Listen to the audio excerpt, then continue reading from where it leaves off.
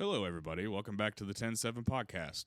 We are joined this week with an interview by the man, the myth, the legend, Dr. Jesse Coleman. I know that normally our content is educational, and I feel like this one still is, but normally we're covering RCT trials or calls or just any type of science that would be applicable to the truck so that we could become better providers and think more critically. But the man that really has the inspiration behind why we do this podcast is leaving Bradley County and moving back to another state.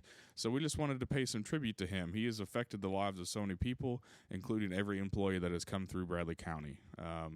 We just want to show our appreciation. So I hope that you will sit back and listen with us. It's a little bit longer than normal, but I feel like every second's worth it. This is a very good interview, so enjoy.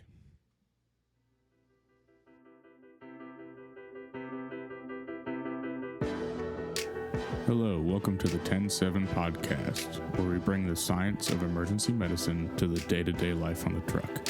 So sit back, relax, and join us for our conversations.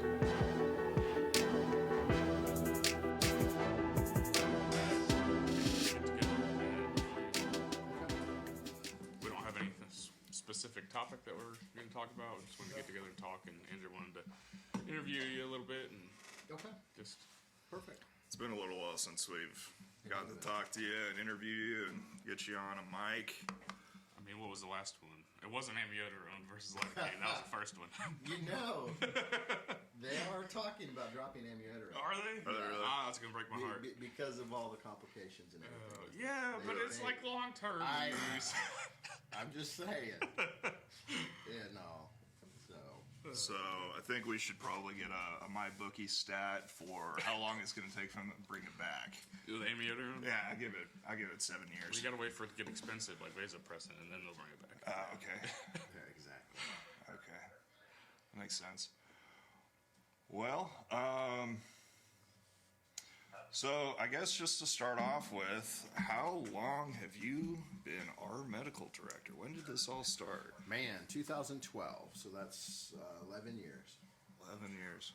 Yeah, I think like May or something. Wow. 2012. I was 18. Dang. Still an adult. Right, yeah, at least I wasn't in high school or middle school. We got a lot of 20-year-olds and 21-year-olds here now, so it could be worse. Oh, I know. They almost wasn't even born. Who had that? Yeah. The year 19 was not the starting numbers for their birth year. No. Nope. So before you moved here, where were you coming from? So, right before I moved here, I was in York, Pennsylvania. I was doing my residency in emergency medicine there at Memorial Hospital in York. Okay. So I spent 4 years there. All right. How long were you a medic before you decided to go to med school? Well, let's see.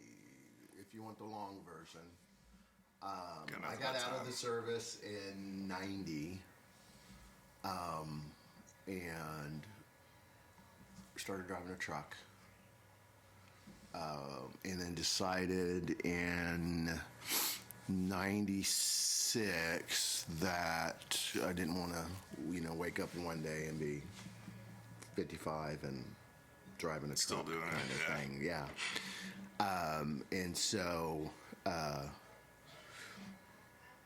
always wanted to do medicine, but I just was like, 4 years of undergrad, 4 years of medical school and residency, Yeah. and I'm too old for that. So I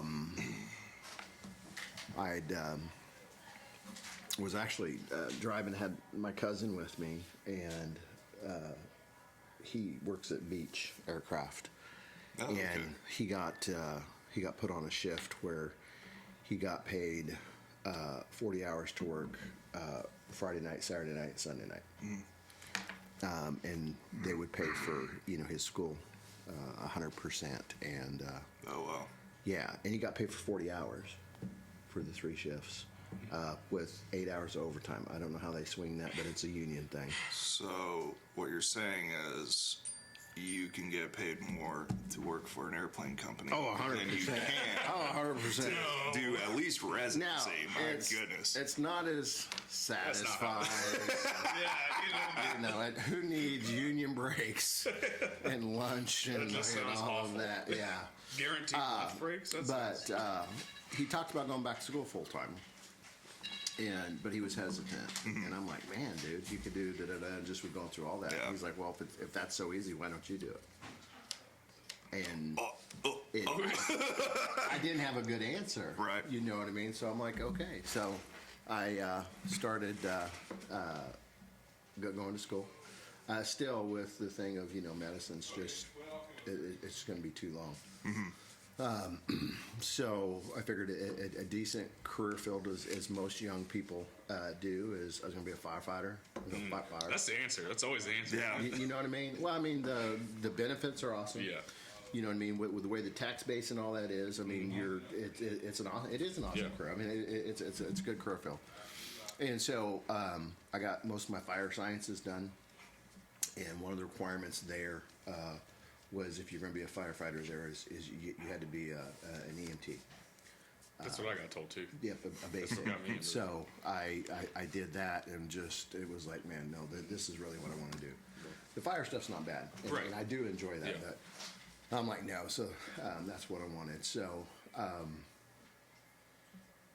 I switched and decided I was going to become a paramedic, and then in going through that, just kind of was like, okay, I just need to add a few more classes and all with that, and so I kind of had the goal of, because now I'm in school and it's going fine, and just I'm like I still think I might want to do medicine, and I think I can actually do it. Yeah. And all. So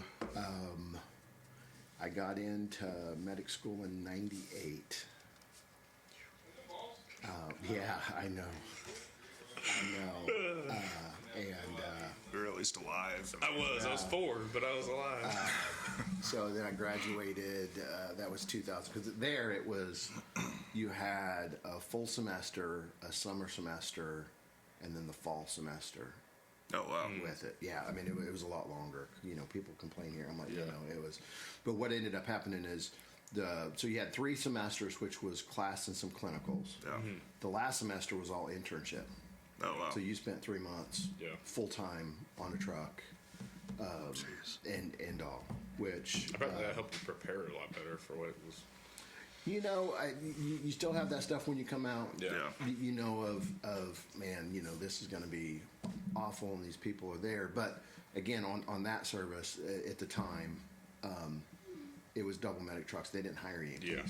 So even coming in new, you had a semi-experienced, partner, and stuff. And so, man, I'd been working about 3 months and he was 24, 25 guy at SVT, rate was 180, but he was stable. Yeah. Just stable. And I was kind of thinking of school kind of it's a little hard going through school and working full time and stuff, and so I was thinking about just maybe just doing the paramedicine, and the doctor in our protocols we had to call, so I called medical control, thought ER we were going to, and he's like, defibrillate him, and I'm like, his rate's 180. His blood pressure's fine. It was like 130 over 90 kind of thing. Yeah. And, sat well, and Like he's stable. yeah. No, you got to defibrillate him. Okay, what do you want to? No sedation. Defibrillate him. Like, mother. Do it now. So working a systole. Nice. Yeah, Great. And we never got him back. I was so pissed. Yeah. You know what I mean? And I'm like, I could do better. Yeah. I know more than you do here of what's clinically this person needed. Right. And so that just really solidified that I was going to go to school. So I worked from 2000 until 2003, so 3 years. full time kind of, working, with that. But Jeez. I got you. yeah, Well, Yeah, that pretty much, I guess that completely eliminates the need to ask why you'd want to be a medical director. yeah. Was that called the reason? Like, well, that call was the reason that I definitely was going. Yeah. And now, once I got to school, I didn't want to be the one person that just did emergency medicine just because I was paramedic, blah, blah, blah. Yeah. And so I really did go in and like, I'm going to go through each rotation and kind of see and, and decide. And to be honest with you, I loved all the rotations except the psych rotation. yeah. Yeah. I mean, I could see myself doing a whole career in family medicine and surgery Yeah, and sure. all that. The problem I had with the psych was the people that legitimately need it. It was wonderful. Yeah.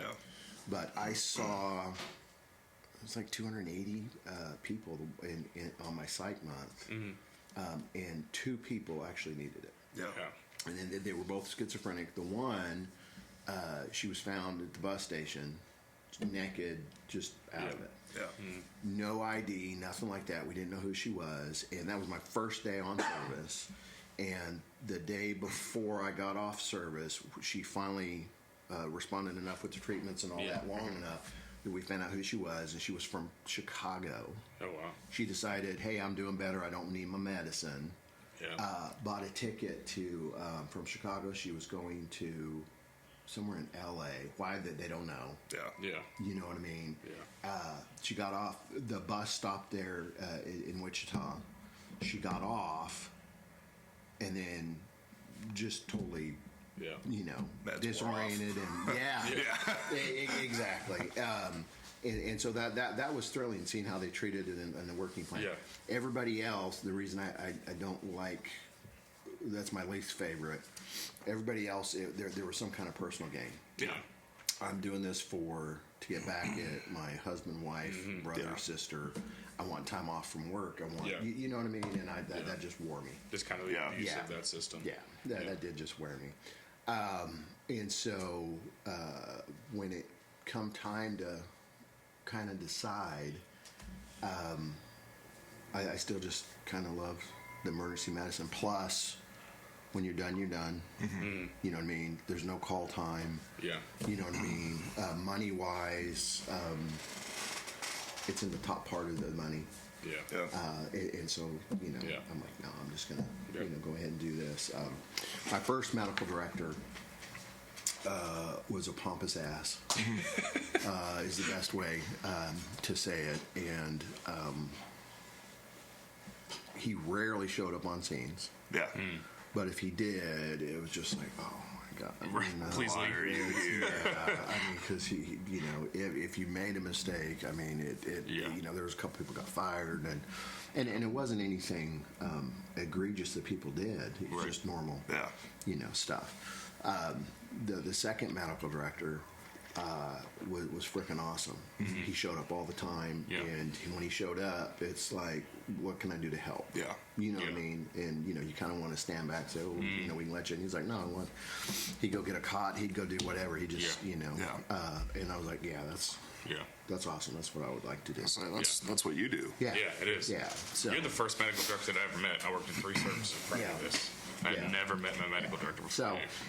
So I was like, you know what? That's because that meant a lot. And then if we had a call or had a thing that didn't go well, sit down and take the time and talk about it. It wasn't this, I'm going to write you up for this, and this because you should have done, and kind of explain it. And I really think the service really grew under him because it wasn't about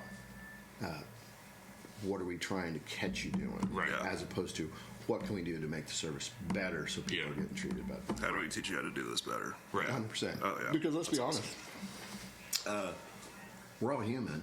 You know what I mean? Yeah. And you can run frickin', 100 chest pain calls, and at some point you're gonna forget something, Yeah. forget the aspirin or something, or you're going to see one that you come in and they're like, oh, you know, I'm just kind of hurting over here, and it hurts all right, more when I get in the frickin' truck, and you know, and then it's a frickin' stimmy, and the whole thing, and you just kind of, you know, so, and so that's how I tried patterning myself after is, you know, I didn't. It's stressful enough doing the job. Right. It's stressful enough when your medical director shows up. Yeah. To have that other thing is that he's just sitting there watching, waiting for you to make a mistake. And I'm like, no, that's. You just feel like you're being scrutinized the whole time. Oh, 100%. You know what I mean? And all. So, so that's kind of what I'd really thought. And as I was going through my emergency medicine residency, and stuff, it's like, yeah, this, you know, I enjoy. I enjoy the part, right? You get out, you have, I don't want to say limited resources, but you don't necessarily have the resources that you need. And, you know, this is more about MacGyvering. Right. Right? Yeah.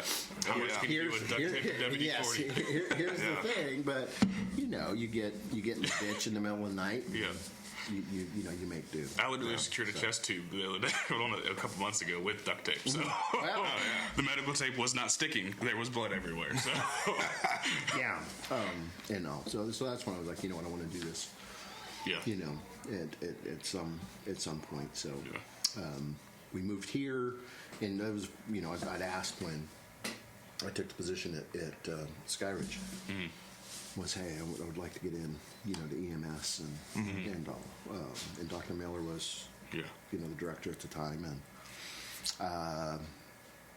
and he was a medical examiner, and he's doing a couple other things. Yeah. And I think it was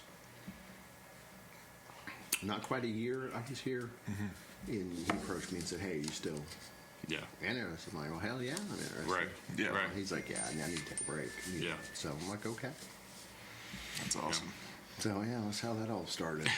How stressful is it getting phone calls all hours of the night and day and 24/7? You know, it's not.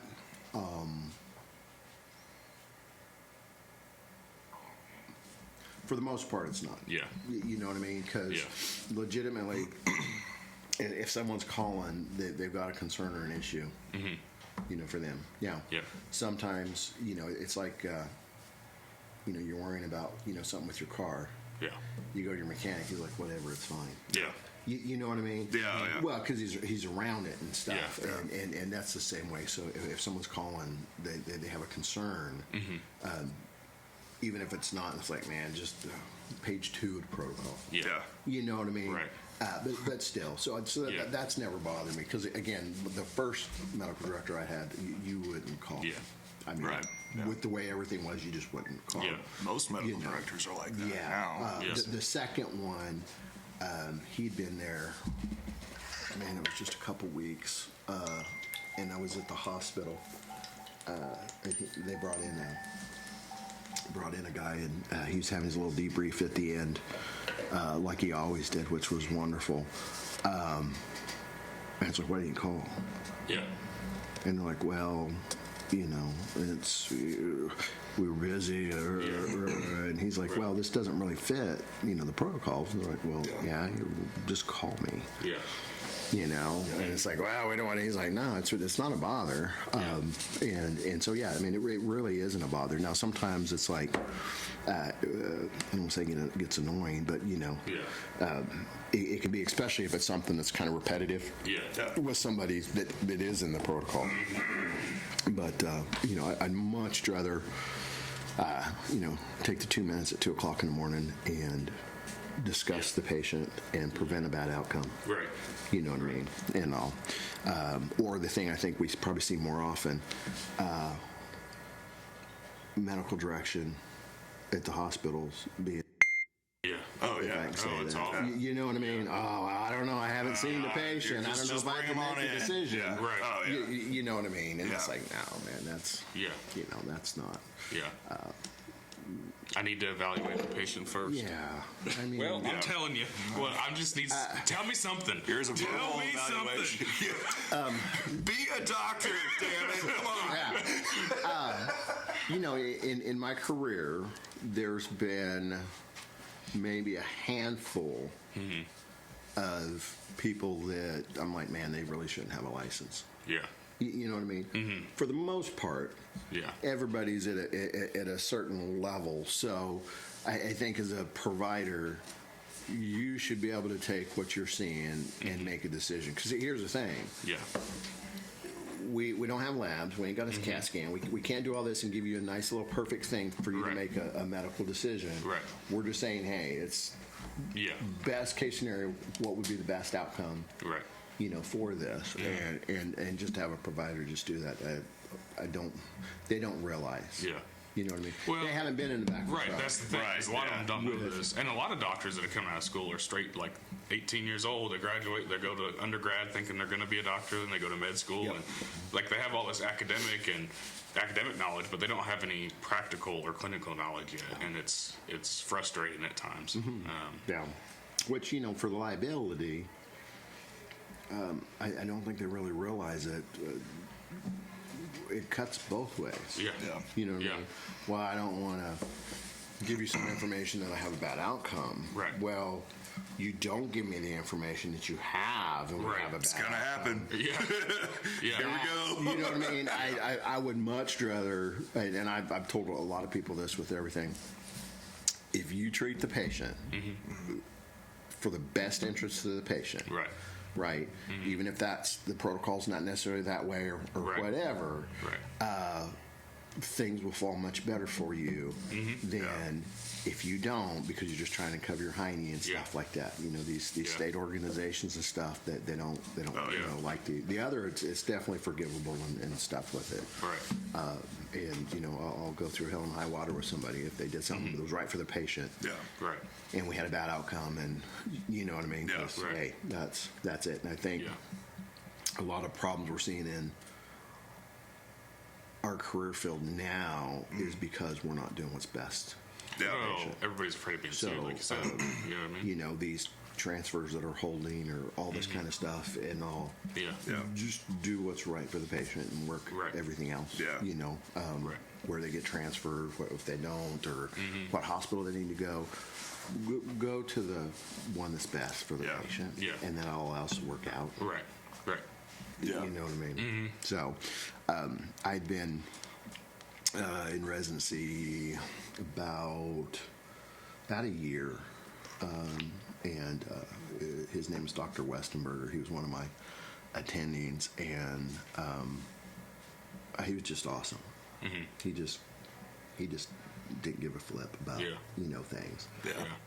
And you think he was just like, he didn't care, didn't you know, because you'd ask about something like whatever and kind of stuff, but you know, you'd go in with one person, you'd be like, oh man, you know, this person I think it's an appendix, blah blah blah, and he's like, no, they're fine, just discharge them.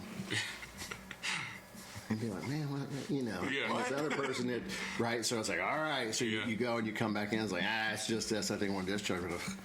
We're gonna have to call surgery. And I'm like, and he's what am I freaking missing? You know what I mean? But he was awesome in, he looked at all the other kind of signs and stuff with it. Like, this person is dressed very nice. They've got insurance. You know what I mean? They don't come to the doctors with that there's a problem. You know, or this other person, you know, he used those kind of keys. And he stuff. could really see the big picture of things. Yes. You know, and so that's kind of where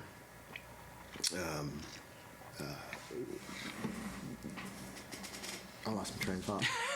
Sweet Jesus. That's okay. Well, as far as like, you know, other, like calling for medical direction at the ER and having a doc kind of puss out on you or something, I feel like medical school, correct me if I'm wrong, but I don't feel like, I can imagine the medical school doesn't teach you to think that big picture, practical kind of thinking unless you're really lucky and get an attending that's going to teach you that kind of stuff. They just teach you, like med school teaches you to look at the assessment that you can do physically and the lab results that pop up on a screen, right? Yes. I would imagine it's a lot like, not a lot like, but similar to paramedic school, where they teach you stuff so that you can pass the tests and become like, so you can get certified and get licensed, and Yes. then like you have to gain experience because sometimes things don't present like that. Yeah. Like it's like every female, especially if you're diabetic, any complaints get a 12 lead because it could be a STEMI. You know what I mean? Like they don't teach you that. Yeah. That's not. It is very dependent on like the attendings and stuff. Yeah. Dr. Westenberger, that's not something you get taught, right? Right. Looking at these other other things that go into it, as opposed to Right. 22-year-old person that has chest pain, you know. Yeah. Of course, you're going to have, you know, STEMI on the list, but it's like way down Right. here. But, you know, he would look at other kind of things. And that's where it's really important with the training. You know, everybody wants to go to Harvard. Everybody wants to, you know, go to Harvard's residency. Yeah, I think it's more important on who you're getting trained and stuff with. Yeah. Yeah. And in these residencies, when I was looking at getting in, that was a huge part. Yeah. You know what I mean? Because you can regurgitate Right. treatment for a STEMI. Yeah. You know what I mean? Yeah. And that's one part of it. The other part is putting everything else in it, like the things with like Dr. Right. Westenberger and Yeah. everything else, so that you can kind of tailor it. Yeah. And stuff. The smartest person I ever met went to paramedic class with me, Yeah. and his name was August. And he could tell you what page of the frickin' book Yeah. the thing was. Yeah. You know what I mean? And Yeah. all of that. All So the he had contraindications. The TISM gift. He got it. Yeah, he had all of that. Wow. His problem was if he had a new situation, he wouldn't necessarily know how to process it. Right. He was flipping through the Nothing book to in his work off mind. of. Yeah. Yeah. Now, once he saw that situation, every other time with Yeah. it. His brain could scan it in and log it into And you know, now you know as well as I do. How often have you gone on the chest pain? It's the same chest pain call. Not very often. Well, There's always something little. yeah. You know, with and that's why he didn't pass his internship, because he couldn't take a new situation Yeah. and process. Well, I had this one on this one, and Yeah. it's similar to this one and this one, and so maybe I need to be doing here Yeah. like we do all the time, right? We do all these little pieces. Yeah. He couldn't do that. He lacked the MacGyver effect. The smartest person, and this is going through medical school and all Yeah. that, smartest person, Yeah. Yeah. you know, with any of that, and he couldn't put that part together. Yeah. You know what I mean? Yeah. And so that was my first part. That's where I was going with Dr. Westenberger. I've been around a lot of smart people. Went to, did my burns there at Johns Hopkins, all these kind of things. Yeah. And the worst care I've seen done is at those kind of institutions. The Really? top level institutions. Because that everybody- sometimes they just would lose that human part, the connective part with Yeah. it. And that was the other thing with Dr. Right. Westenberger. He brought that part in. Right. And, you know, sometimes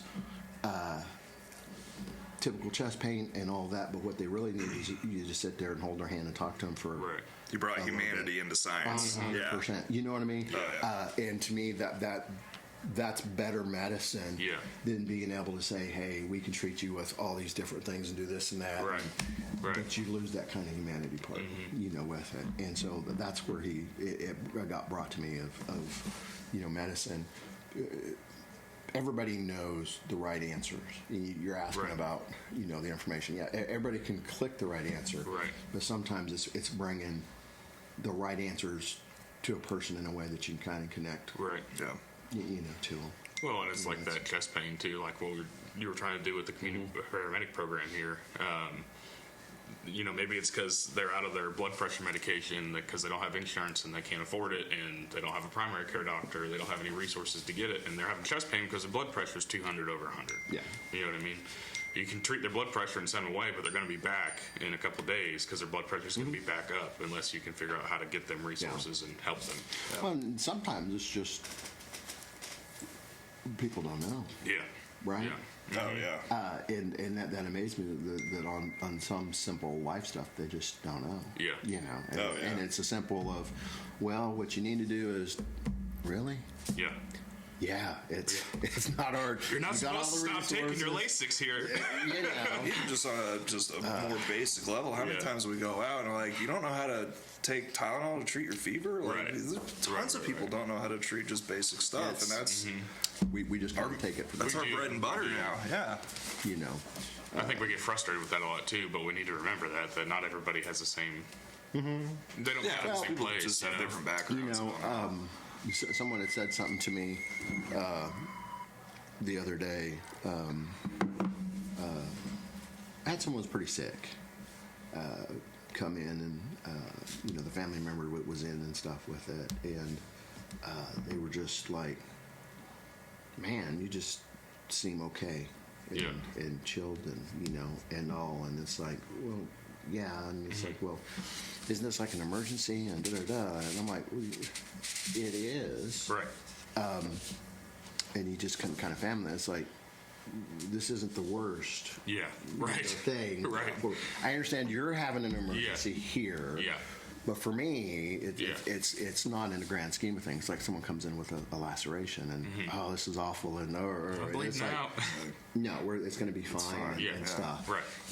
And I think we do forget that in everything we see, you come up to a motor vehicle accident, airbags go off, Right. you know what I mean? And you show up and you go, you're fine. Yeah. To them, they're having a major Oh yeah. Yeah. medical event. Yeah. You know what I mean? And sometimes we I think we forget. Well, I shouldn't say forget. I think we get jaded to the fact that you have This is these the third people one that we are. work today, and They're when we work today. They're just doing it for the insurance. Right. And we forget that one, they've probably not had that. Right. Is it possible that they're doing all that? Yes. right. You know, I had a coworker yesterday who was like, I don't understand if people are so upset with medicine, why are they still doing it? Yeah. You know, and I kind of thought about that, and I'm like, well, for all of us sitting here, Yeah. there's a lot of years of school, Yeah. a lot of family time, and stuff that we've went through and put up with Yeah. and sacrificed through, to just decide one day, I got to do something else. I got to get that Right. union Yeah. job and make more Right. money. Yeah. Right. You know what I mean? That would be hard. And I think that burnout factor, you get somebody that's, been in this, 15, 20 years, and they're happy and they're going. And, Yeah. you see some of these people, like you said, it's just 20 and they haven't been on a truck a year. Yeah. And Yeah. oh my God, mother frick, we Yeah. got to go back there. Oh, I hate my job. Oh. And I'm like, well, what's the thing? Like I said, I was just thinking last night about it, and it's like, it's the person's attitude. Yeah. Yeah. It's the same person that you're getting called and going to, Yep. right? Let's say it's the back pain, and it's the third time you've gone out there. That's all the same. Hey, Amber. The difference is us and our attitude with it. Right. Yeah. Right. You know what I mean? It's a choice. 100%. Yeah. You can work 40 minutes to get someone not to go to the hospital, Yeah. or you can come in and say, okay, Yeah. my job's to take Yeah. care of people and get them there, irrespective, right? Yeah. And I don't know where we slip into that. It's got to be justified and right, and they Right. got to be using the Right. system correctly, and all of that. And I think that's where burnout comes in this Yeah. stuff. Because if you're looking at that, the medical director where I'm at now, he comes in, looks at the board. He's here, and I was just like, Yeah. man, Okay. what's the, Yeah. you know what I mean? Yeah. And it's just an attitude. Yeah. And I think they're 5-6 years here. I was kind of slipping that way, and then just Yeah. had to take a step back. And it's like, Yeah. what's the difference? Yeah. Nothing's changed. Right. Maybe the call volume's up, these people coming in. Yeah. The Right. only thing's changed is, you start getting jaded and you lose sight Right. of. You lose that humanity and that Oh, compassion. 100%. And, yeah. You know what I mean? And we forget that this person that don't know how to use Tylenol, Yeah. that's got a fever, that's feeling like crap, Yeah. Right. and they want to come in and get fixed. And, well, what the frick? You didn't even take Tylenol. Yeah. Oh yeah. Yeah. You know what I mean? Yeah. And so we got to realize that, well, maybe they don't have Tylenol. Yeah. Maybe they Right. don't know how to take it, Right. and just kind of take the time and try to Yeah. educate them and stuff. Yeah. And then when you get a call in an hour and it's the same person with the same stuff, Right. it's be like, well, you know, Yeah. just Yeah. kind of let it, kind of slip off your back, So, Yeah, I think that humanity aspect really helps with that too. Like, you're running call after call after call, and you forget that this is probably their worst day of your life. You've seen it a million times. You're getting 100%. super frustrated, and then, like, for example, a few weeks ago, I had this little meemaw who probably didn't need to go to the hospital. Just had diarrhea, had the flu, but she wanted to go to the hospital. But she was super nice, super sweet, and made my day, and just made me feel better about doing my job. And sometimes those patients just reconnecting you with the humanity of the patients and reminding you why you do it. You know what I mean? And put up with all the bull crap. all the bullcrap. Well, the best feeling I have is doing something that fixes somebody. Yeah. I love diabetic calls. Yeah. You take someone yeah. that is totally messed up, blood pressure, whatever like that, and then literally in 5 minutes, I fixed them. It's the right. TikTok of Right. medicine. You just have instant gratification. Yeah. Just going Yes, through it. just Like, that. I fixed it. That was easy. You know what I Look mean? at that. They're awake now. What are you guys doing here? And I think that part of it is where you get this core people that's here no matter what, no matter what he gets paid. Yeah. You know what I mean? And no, because let's be honest, we don't get paid Yeah. probably how we should, considering everything. Right. With it, and if you're in a service that reimburses people well for their time and all that, that's a rarity in this, in this country. So. Well, I feel like ERs and emergency medicine are just the redheaded stepchilds of medicine, especially for the hospital. Like every ER is a problem for the hospital, even though that's the front door into getting people onto the floor. I feel like EMS can be the same way for a county that's running it. Yeah. No, I think it is. It's one of those that, when our career field started, we're talking late 60s, Yeah. you know what I mean? And wasn't even, I want to say probably the late 70s until we got somewhere mature. This is how the system This should isn't be just going. a taxi service anymore. or Yeah. hearse. You know what I mean? So it is really young. And I don't think we just quite understand how to kind of do that. So it's become to the point of, well, if there's a problem or an issue, well, I would just let EMS or the ER. Yeah. Yeah. You know what I mean? Yeah, and right. if you look at it, the hospital functions because of the ER. Yeah. You know what I mean? And then if you look at, the pre-hospital side, that all functions, from that, but it gets thrown to the side of it's the least important. Yeah. Yep. You know what I mean? Backwards. 100%. backwards. You know what I mean? In the hospital, they won't do, if they're missing something or whatever, you just take it from the ER or just ship somebody there to ER, just kind of take care of it, or, no other department's treated. Yeah. Treated that way. Yeah. Right. You know what I mean? And if you look at anywhere in the hospital, ER even included, when it comes up to stuff, I'll just call EMS. Right. Well, what about da-da-da-da-da? What about the other resources that are out there? Yeah. EMS, they'll Yeah. Oh, they got- they'll make it work. Okay. And let's be honest. I think the EMS service, in this country, as a whole, probably would have failed years ago if it wasn't for the people in it. Yeah. Right? Oh, for Because sure. Yeah. we do everything possible to kind of prevent that. You know what I mean?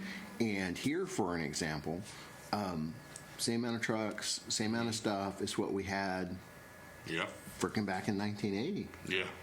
You know what I mean? It's pretty wild. But we're still... We're running 30,000 calls. Yes. Yeah. I mean, I think it was something like 12,000 or something back then. Yeah. Which, with what we had here, if we ran 12,000 calls, oh my God. Yeah. We would be celebrating. You know what I mean? But what happens is the volume starts upkeeping. What do? We make adjustments, and we do. Because why? Because we're not going to let the system fail. Because if the system fails, somebody has a bad outcome. Right. People die. 100%. People die. And so after years of doing that, people just... Well, why do you need this or that or whatever? They made it work last year with this. Why do we? 100%. Yeah. 5,000 more calls. Right. Yeah. And then next year, 5,000 more calls. Yeah. And so we've kind of shot ourselves in the foot, with it. Now, the fire side, they don't do that. Yeah. You don't have to. Yeah. No. Well, but because they when it was a problem, they'd be like, right. Okay. you know what I mean? And so then people realize kind of quickly, ooh, right. Insurance are going to go up. We can't be meeting these levels, And so then what happens? Well, now you got your own freaking tax bracket for the fire part of it, so that it can be paid. And so what do you have? You got these brand new trucks, all this kind of stuff. Which I think someone's going to get fired. I had a fireman come in. Let's get that mic just loaded. It was for a motor vehicle accident. Yeah. Last night. So I go to see him. It's a freaking fireman. Oops. And I'm like, well, what happened? He goes, I'm having neck pain and back pain. And I'm like, on your way to work? He goes, no, I rolled the engine. That's an expensive one. That's $1 million roll, dude. And of course, the supervisors, I'm looking after him. We need a drug screen. I think I'd be having chest pain at that point, not neck and back pain. I think I might have passed out. I don't know. Yeah. I might need to change my pants. I don't know what just happened. Yeah, I mean, even if... the roads are icy and stuff, and they got just as many hills and some of the back stuff there that you come over a hill or whatever, even if you're slow and that starts sliding. You that's it. You know what I mean? Yeah, so that's the end. Maybe you won't get fired, but I was thinking, that's a big there. That's a big oops. Oh man, I was like, jeez, you're gonna get fired. But what would you say were your, top 3 or top 5 most challenging aspects of being a medical director? That's a good question.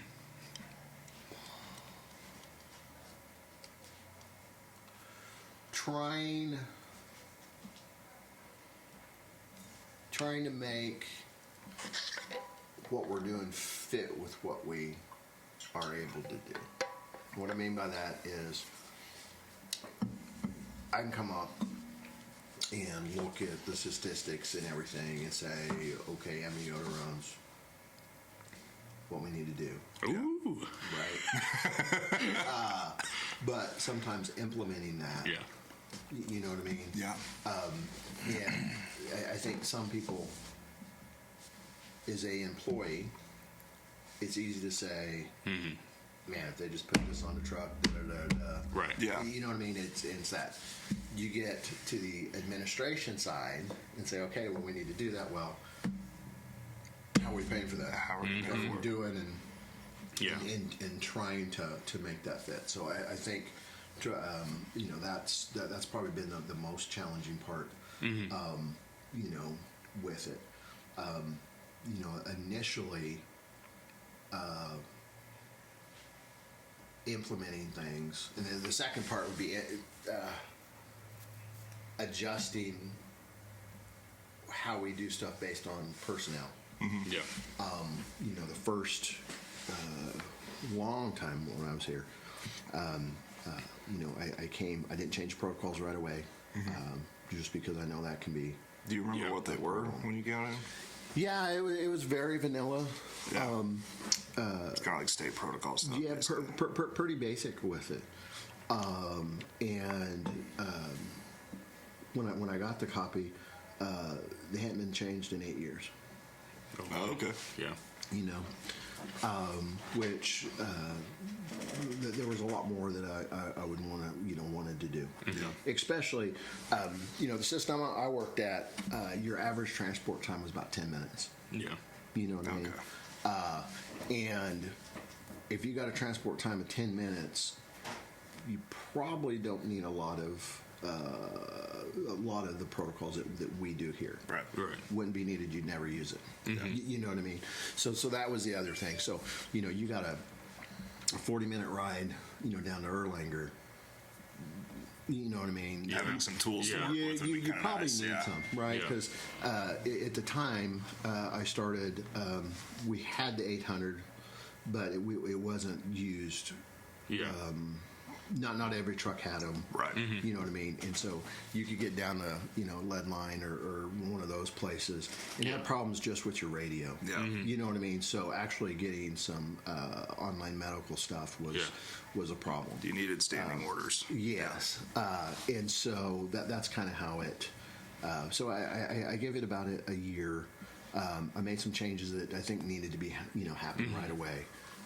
And then we came back and I sat down with, it was Sonny and Lewis and a couple of the supervisors said, hey, let's go through. Yep. In the way I just didn't want it to be what I wanted to do. Yeah. Right. Because I wanted what needed to be best for the service. Because each service is different. Right. Yeah. You know what I mean? If we were to go to Polk County, it would be it would be different. Yeah. You know what I mean? Or like I said, if you end up going up, up to Knox up there, that would be totally different. Yeah. With that, and so at that time, there were no openings. People stayed on. Yeah. Yeah. 15, 20 years. You know what I mean? Right. There just wasn't a turnover. There was a line to get in the door. Yes. Yeah. And so the level of care was already there. It wasn't trying to. It didn't have to work on the personnel to try to get that. You were that building the foundation for, Yes. yeah, absolutely. You know what I mean? And then over the course, I'm sorry, as we lost people in this whole thing that's happened to the whole country, Yeah. you know what I mean? Not just here, then that would be the other challenge of recognizing, hey, we have these protocols that are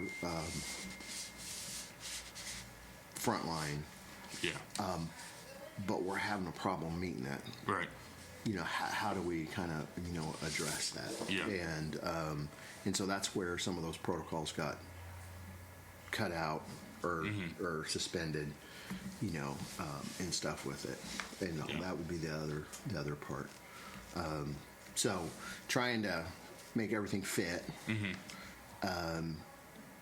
trying to keep the level of care up with the dwindling resources. Right. You know what I mean? Like today, as a service,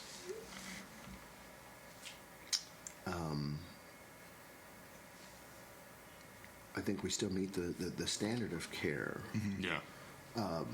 but I think it's harder to do. People just don't have the experience. Yeah. You know what I mean? And when I went through EMT school and paramedic, and I come out and my crap didn't stink and all of that, and if you'd asked me, are you better than Joe Blow that's been here 20 years and stuff, Right. without hesitation, oh yeah. Yeah. And look at my scores. Did I? Right. You know what I mean? Oh, yeah. And over time, as you get wisdom, Yeah. the experience is a huge Yeah. thing. Yeah. Of walking into a room and looking at someone and going, oh crap. Yeah. And not that they got the O sign. Right. Oh crap. Right. But look at somebody and go, man, they're not. Yeah, they're sick. We have a problem, Yeah. and then have everybody else like, oh, it's just a normal call. And then it's like, no, guys. Yeah. That experience is a huge key. Yeah. And we just don't have that Yeah. now. I don't know if we're ever going to get back to that. Right. No, probably not. No. Not anytime soon. And so that's the other challenging part is trying to manage that, and how do you do, right? Because, like I said, for my paramedic class, I had 3, almost 4 months on the truck, full time. Yeah. You know what I mean? Do you guys know how many shifts someone runs now through paramedic class? I don't have a clue. Let's see. As far as maybe. I know they do clinicals, like leads in the summer, over the summer. I don't know if it's 13, 15. specifically on a truck, I don't know. But it's only 2 months 50, for it. 60, I don't Yeah. know, a time. You know what I mean? And it's not full time. That you know what I mean? Yeah. And man, so it's very challenging with that. And now the solution. Well, let's just let the advanced do more. Yeah. Okay, Yeah. all right, I get it. You have it, but you got to have the experience part. Right. Yeah. Right. In it. Today, you can go. We're talking about the people that's advanced that hasn't done a class. Yeah. 6 hours, and you can do all these drugs and da da da da. Yeah. Well, where's the experience part? Well, you got to Right. push it live once before you can actually. Yeah. So you push more than once, Yeah. right? Yeah. And we can talk until we're blue in the face. Right. About blood pressure issue, or you know what I mean? Right. And Yeah. you just don't. Well, and you can get one of those, excuse me, one of those advanced EMTs that don't, like they haven't had the experience or the education to understand like plasma protein binding and stuff like that, and they get this 80-year-old who's on benzos for their seizures, and then they're on hydrocodone every day for their back pain, and then you push that, and you don't realize that that might overdose. You just snowed that patient. Now you're walking in with a non-breather on. Yeah. You know what I mean? Yeah. So, I mean, I'm not saying I disagree with doing that for advanced. It's just that experience is a huge thing, and that's why, I wanted to do 40 hours, which was well above what the state wanted, because I want people to understand that this is, Right. that. LaVon ended up going through the basic and advanced in the paramedic class, and she does really well.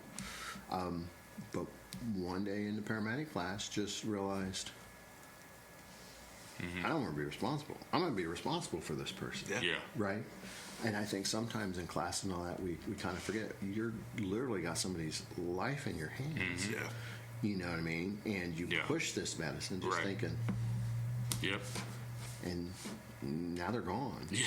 Yeah. You know what I mean? Yeah. That's that's a hefty thing, and I don't know that some of, especially our newer people, Yeah. I don't think they realize that Yeah. that gravity of it is okay. Yeah, you're able to do all this stuff, but Yeah. you can also kill somebody with Right. Yeah. doing this. It like my guy that started. I'm definitely going to medical school. Yeah. Right? Right. I don't. He should be alive today. Yeah. Yeah. Right. Right. Now, who's to say he didn't throw a clot, Right. and all this when you get him in? Yeah. But the decisions he makes, huge, and so trying to keep that level up has been a little bit challenging. Yeah. And so that's where I wanted to have the things, if we had bad outcomes, come in and say, hey, let's just kind of talk about it. Yeah. And so then I've talked about what should happen with somebody, but I was never kind of a part of that, because I didn't want that to be. My part is, hey, all right, we messed up. Yeah. What can we do to fix it? And you know what I mean? Prevent As this part from of that. happening, Just try to separate that, so it's not like, okay, oh yeah, all right, we're going to do this and that. And, Yeah. oh, you get Yeah. 5 days off without pay. Da, da. Right. No. Don't do that again. Yeah, you Yeah. know what I mean? So I just definitely wanted that to be separated. What other challenges? I've got some questions from other people. Okay. This is a very, solid podcast, so we definitely have comments just flowing. All 17 of our viewers are. Yeah. Just you Imagine can't if we were hear. live streaming. Oh, we would be just flooded with comments right now. Yeah. Just I had to mute all the dings. It's flowing. It's flowing right now. So Shane Ware was wondering, out of all the practices that you've trained us on and given us, what do you feel like was the most beneficial? Man, I think the most beneficial is the RSI. Yeah. Being able to actually control an airway when you 100%. really need it. And I know. There's a few people at this service that just think I'm crazy for my airway management, and I get it. Yeah. You know what I mean? Yeah. When you decide to RSI somebody and you take that from them, you can mess it up and kill somebody. Yeah. Yeah. You know Quick. what I mean? 100%. Real quick. And so trying to judge that with the ability of people, right, so do you not allow your people to do stuff because it's dangerous, or do you try to train everybody up to the level, right? I've always been, Yeah. let's Where's the train line up. here? Yeah. Right, because everything we do is you put them on oxygen, can you kill them? Yeah. Right. Yeah. Yes. Yeah. And part of that has been my experience. Where I worked, only your captain had the RSI. He carried the drugs and did all that. So the county is,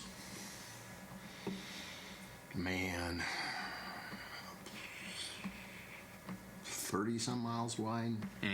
About 40. I mean, it's a big county. Yeah. The vast majority of it is city. Yeah.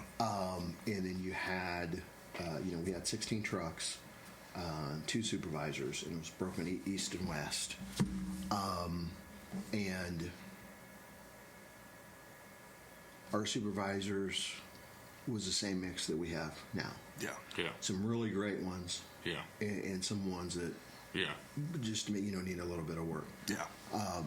And you would think that you get this call for someone that has CHF and all this kind of stuff, and they're not doing well, that they would head that way.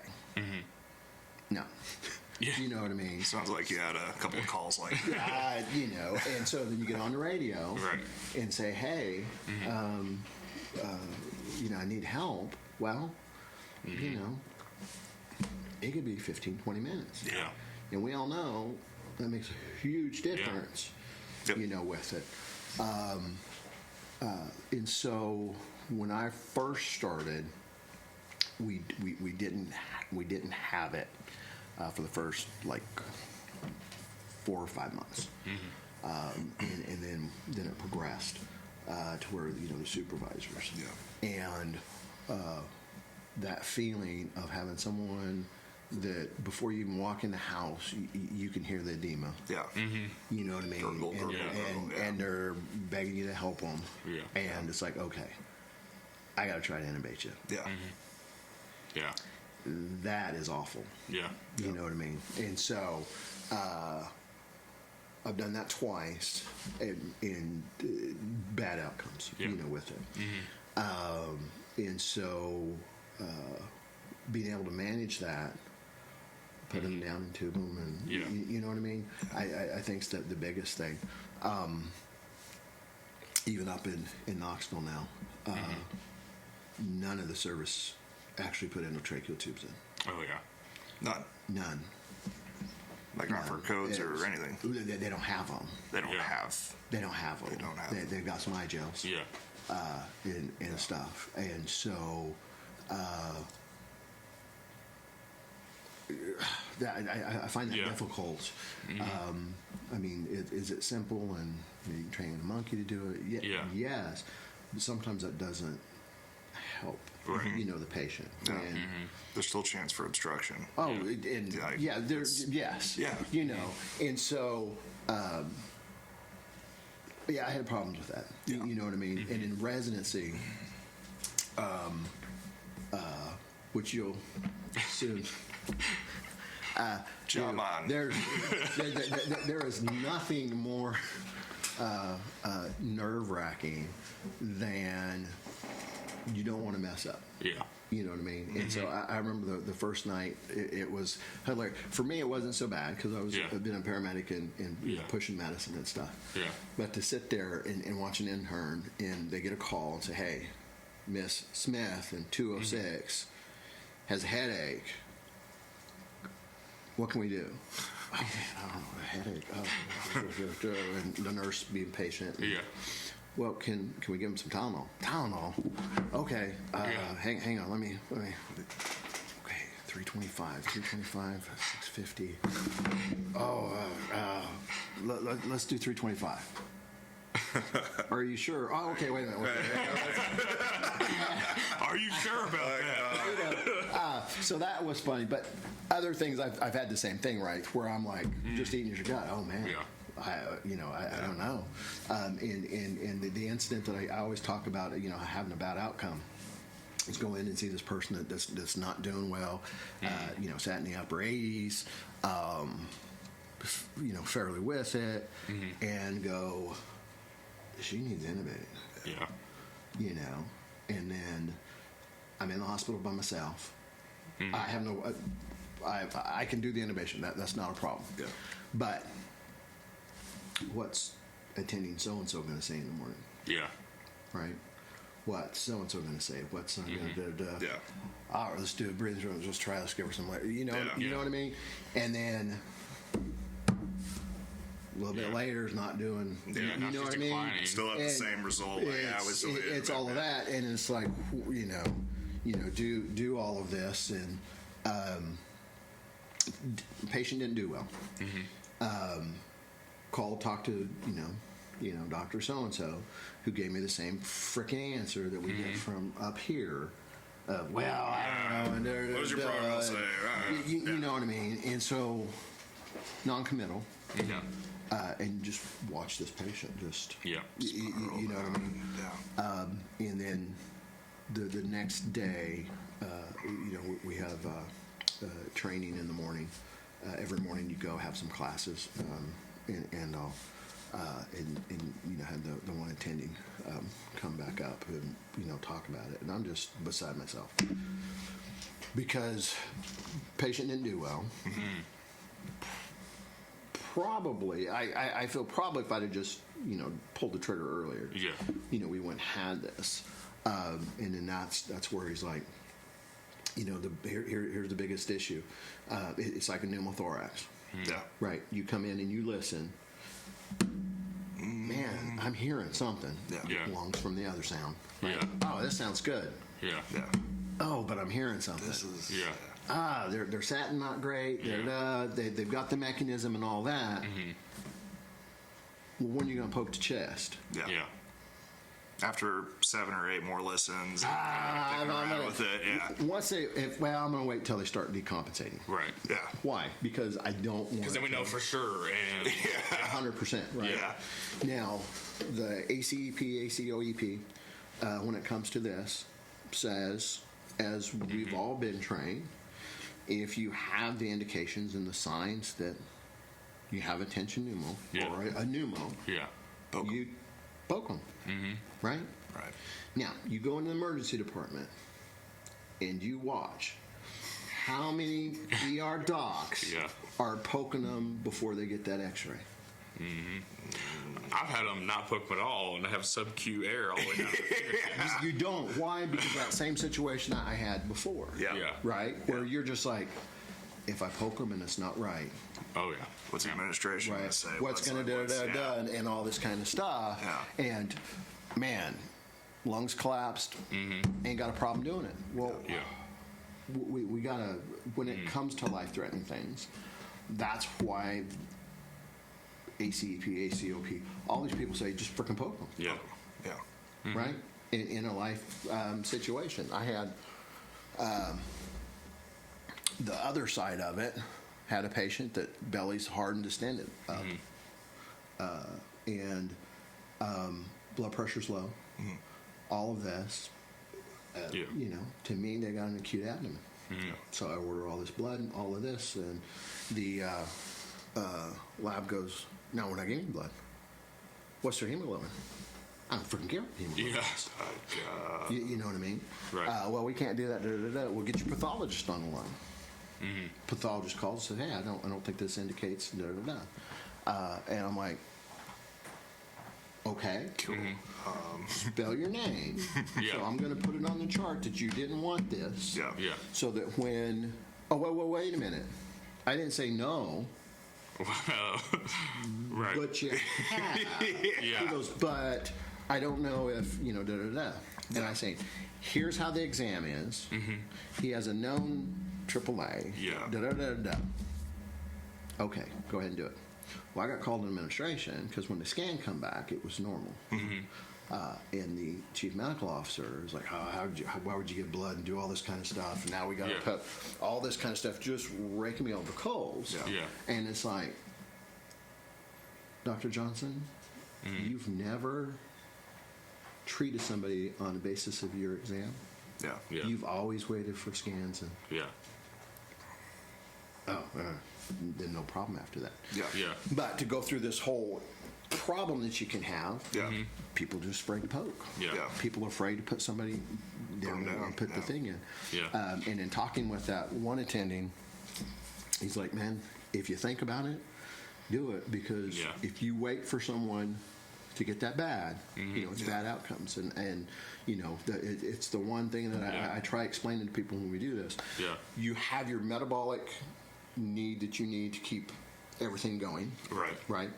And then as a person gets sick and they work, that their actual level starts coming down The to threshold that. starts coming Well, we want them to be right at that threshold. Good luck. Right? Just so that we feel better about doing it. Well, I don't care who you are. When you go to intubate somebody, I don't care how you pre-oxygenate them. If you have somebody that is breathing 40 times a minute, They're just spent. and I paralyze you, okay, am I meeting your metabolic need while I'm intubating you? Right. Yeah. No. Not at all. Right. No. And so what happens? It drops. And I've seen that happen in practice enough that I'm like, and that's why I'm adamant. If you got the question, intubate them. Now, can you have a problem and mess up the intubations and all that? Oh, 100%. But that is still there whether we intubate them here or after we're doing CPR. The brink of death. I had one of my biggest detractors on intubations that way. Brought a person in, just tripoded, huffing and puffing, and on a non-rebreather. And just, you know. And as I seen him walk in, I told the staff, "Hey, we're going to RSI him." And went into the room, paralyzed him, and as I'm passing the cord, she codes. You know what I mean? Ventilate him up, epi, got a pulse back. We probably just coded 30, 45 seconds, all they coded. And they come up to me, you know, afterwards, and hey, so why do you think they coded? Because of you and your treatment. What? If you'd have intubated them when you first saw them, they would have never coded. When they had some metabolic reserve left. You know? Well, but we could have problems, and we did have problems outside of these. I mean, and if you weigh, and that's where I say, you know, the body's an amazing thing until it's not. It compensates so well. But we've all seen it, right? You got the old person that's working and working and working. What happens when they are done and out? They give up the ghost. They give up the ghost. It's not it's bad. They die. They die. Right. And so now my whole thing is I want to intubate because I don't want to have to deal with Coleman saying I intubate too many people or this or my supervisor and all this. So I'm going to wait until I can definitively with everything prove that. Yeah. Well, They're in respiratory failure. Yes. Yeah. Well, people die when they get to failure. Yeah. You know what I mean? Hey, saying all this, you come in and I show up on scene and you know, this guy's got ejected and stuff, and maybe some lung sounds, good lung sounds. Maybe some lung sounds, good lung sounds. Poke 'em. Hey, you want to poke him? I'll be, Yeah. let's get him truck. Yeah. Right? Let's see what his oxygen is. What's his heart rate? It still happens. Yeah. But you just have to learn to, you know, embrace it. And I never really understood the part about the physician part until I was up at doing my poison month. Yeah. And I had seen a couple central lines. Never did one by myself. I'm on call by myself, and this girl come in, beta blocker overdose. She went from the 80s and down, and she's a drug user, and they just didn't have, you know, IV access, and needed central line. Yeah. So I called Donovan. Hey, you know, we'll put a central line in. Right. I need an adult. You've seen them. Yeah. All right. I'll see you on rounds. Quick. Motherfucker. Yeah. You know what I mean? And so I never see one, do one, teach one. The reason it's in that order, it's not see a whole bunch and do. Yeah. Is at some point. Yeah. Something's going to happen you've never done, and you're going to be uncomfortable. Right. Yeah. Right. And so the way you're taught in residency is you got to be comfortable Yeah. being uncomfortable Yep. with it. Yeah. Now, does that mean every case is good and great and it Right. all ends up well? No. You know what I mean? But you have to do that. And so with that innovation, yeah, it Yeah. is. But again, we could just put the drugs on the supervisor's truck Right. and then have that problem where you're way out lead line and Yeah. they didn't come and we have a bad outcome. Yeah. Or we can try to teach up Right. the ones that we have a problem. Yeah. You know what I mean? And that's where I think that, you know, the supervisors really, I mean, being a supervisor, it's huge because you have to know who your weak ones are. Yep. And make sure that you are helping them in Yeah. doing that, and then making sure that you're putting them in positions that they do well. Right. Yeah. So, you know, 3 o'clock in the morning, you just lay down and you hear this call that could be bad, that's going way out there. Yeah. Well, shit, I gotta drag my ass out of bed and head that way. Right. And then you get part of the way there, and it's fine. Yeah. And, you know, it's just part of it. So that's probably the biggest change that I think makes the biggest thing. And like I said, that's probably the biggest one. I get the most complaints over the years and stuff of, you know, you just willy-nilly Right. and you just want to innovate everybody. No. Yeah. No. I could innovate a lot more people. You want to see And willy make nilly? it- and justify it, and make yeah. it justified. Right. Yeah. You know what I mean? But when you have someone in that's approaching Yeah. respiratory failure, and we Yeah. all know when we walk in that room, yeah. that person. You can see it. Yeah. Yeah. So Absolutely. why don't we? Why Yeah. don't we start? How many times do you look at your partner and be like, well, they're not going to tolerate CPAP. I know where we're heading. You know what I mean? Yeah, as they're peeling it off. Yeah. It's like, all right, well. Yeah. Do you want to be innovative? Last week I had one. I just walked in the door, and they said, "Hey, we got this respiratory distress coming in," and I'm like, "Okay, well, which room we're going to?" So I put my stuff down, grabbed my stethoscope, went into the room, and EMS was coming around, and the one person's like, "Yep, Coleman's intubating this one." And I'm like, "All right." Well, you tell them they're tripoding, and I'm like, Yeah. "Why is it? Why am I the doing one- Yeah. Why is it when you've seen this patient, Yeah. Coleman's going to intubate him, but you want to send that about any other physician? Right. Yeah. That person's bad. Yeah. You know what I mean? And so yeah, yeah. And like I said, I'd be happy to Yeah. talk with the detractors. It's kind of like ambulatory room. Oh, yeah. You know what I mean? But that's the one. So I would much rather if I have a bad outcome or lose a patient, that I did everything that I knew to do, Yeah. right? Yeah. And then have that, as opposed to like I did with that patient. Well, man, if the third time they called me, if we'd have done, or you know what I mean? Sure, I don't like that. And that's when I made the conscious decision, I'm not going to do that. I'm not going to, sit there and say that I would rather deal with the Dr. Johnsons and those that complain about stuff and that in the end, as opposed to, the other part with it. And so that's where, I show up on scene and someone says, Dr. Coleman, what do you think we ought to intubate this person? Yeah. Yeah. Yeah, and inevitably, when I say that to that person, you know what they say? Yeah, that's what I was thinking. You probably should do it. Well, just do it. Right? Well, and that's the other thing you get, like going back to what you said with experience. You get experience with those patients, and you know which ones might be able to make it to get to vapotherm and do well on vapotherm. You know what I mean? Versus intubation. You know they're not actually CPAP. Maybe they need BiPAP. You know what I mean? Yeah. And you learn that with experience. But waiting to intubate, definitely.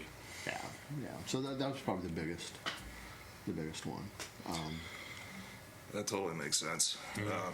Arguably, like, controlling airways, maybe not the most important, but definitely, like, there's never like one most important thing in the world for what we do. There's obviously a slew of things that are extremely important of equal value, but there's a reason it's the AABCs, right? Like, controlling the airways, like, that's like our job. Yeah. Control the airway, keep the heart beating. This might be a tough question, but also coming from Shane, are there any protocols that you implemented that you wish you wish you hadn't implemented? Like you didn't get the best bang for your buck out of training it. I'll tell you what, the spinal packaging. Okay. Was one, and I took it off the trucks for a while, and people just didn't clearing understand. C-spine. And it's like, But people didn't do assessments. They didn't do it. Yeah. And we did training, and we did that, and I just finally got tired of it. Yeah. It's, Yeah. and I can get pissed. You know what I mean? I've been in the past really quick to anger kind of stuff, and I've worked on that over the years. And now I would say it not that it takes more to do that, but for me to actually act on it, it takes a little bit. And when I finally kind of lost it was after talking and talking. Yeah. And talking, Yeah. and have someone roll in with somebody, Then they did it again. and Freaking did it again. again, and not just one person, but a whole shift. Yeah. Yeah. You know what I mean? Yeah. And that's when it's like, no, this, Yeah. because we're not doing it. So you Yeah. have the protocols, Right. that says all this stuff, and then you don't follow it. That's an outline of what to do, and you didn't do it. It's a problem Yeah. because this stuff, like I said, we kill somebody with Yeah. oxygen. Yeah. You know what I mean? Yeah. So these things that we do, from the ketamine and all of that. I mean, it's dangerous stuff. You know. Yeah. And so that's the one that I had a problem with. You know what I mean? And that's why it took a while to come back. Yeah. Because it just wasn't. And the protocol is simple. Right. Yep. Yeah. Yeah, it is. Yeah. Right? Yeah. All right, you have someone that has a suspected neck injury. Yeah. 5 things, Yeah. Yep. right? If all that's negative, you ain't got to do it, Yeah. right? Well, get people come in just to see color, Yeah. which I understand that some services do that. Sure. Yeah. Not in the protocol, Right. right? So what do they want to do? I don't want to board this person. That's a pain. Yeah. Yeah. So let me just put a seat collar on them. Yeah. Which we can have a whole conversation on that, whether that's because Yeah. there's a lot of services that do that. Sure. You know what I mean? This boarding thing is very controversial in what's actually needed, and you know what I mean? So would you say it's the amiodarone of trauma? yeah. Yes, it is. It is, right? Because on one hand, I remember the first time I took PHTLS. Yeah. Right. All right, we're gonna assess you, right? First day of class. Yeah.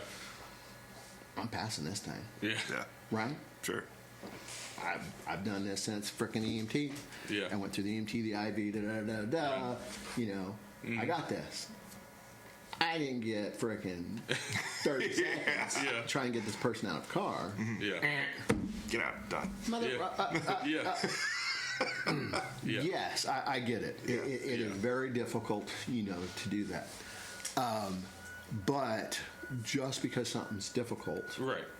doesn't mean that we don't do it, right? Because if we did that, then we wouldn't be doing a lot of stuff we do. Yeah, for sure. Now, can we cause issues and stuff with doing that with the person? 100%. Yeah. I get that. Is that the best thing? No, because in class, how long do you want to stay on that board? Yeah. You don't, right? Not past 5 minutes. Right. So in the ER, someone comes in with a neck injury. What do we do? Yeah. Oh, yeah. Collar and backboard. Oh no. Self-splitting in the bed. So I understand that. You know what I mean? But until there's more data and stuff with that, Yeah. that's where I was like, hey, let's do how the ACEP does it, and Yeah. it's like you got the 5 criteria. If it's negative, you don't need to see collar or anything. Yeah. Right?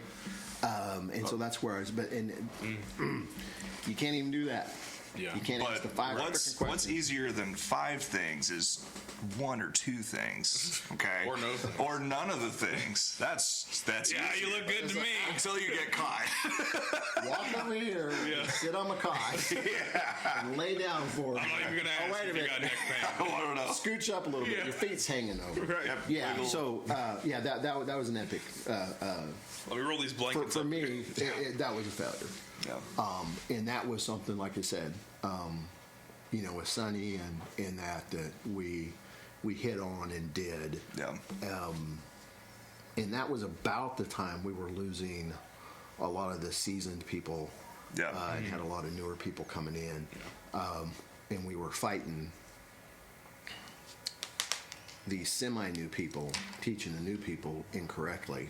Right. This is fine. Yeah. This is the way I've always done it. Yeah. Yeah. Because, had it been me, and maybe that's a problem. If I was going to a hospital my medical director was working at, and I just saw him chew someone's ass over a seat collar and boarded, Yeah. I'll be seat collar and board. the next call, I'm not bringing that person back in. Yeah.